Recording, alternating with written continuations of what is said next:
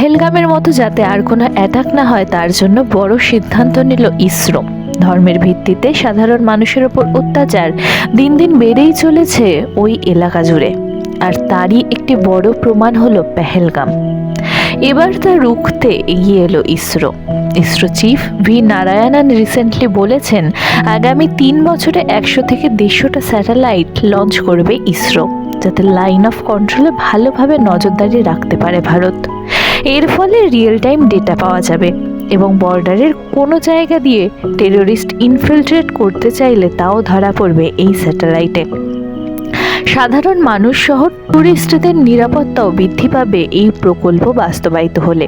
কিন্তু 100 থেকে 150টা স্যাটেলাইট সংখ্যাটা তো কিছু কম নয়।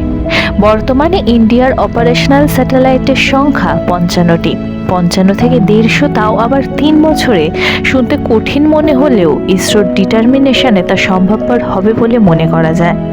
পেহেলগামের মতো অ্যাটাক বন্ধ করতে চাইলে প্রপার সার্ভেইলেন্সের খুবই প্রয়োজন, আর সেই কারণেই ইসরোর এই আশ্বাস কার্যকারী হওয়া ভীষণই প্রয়োজন।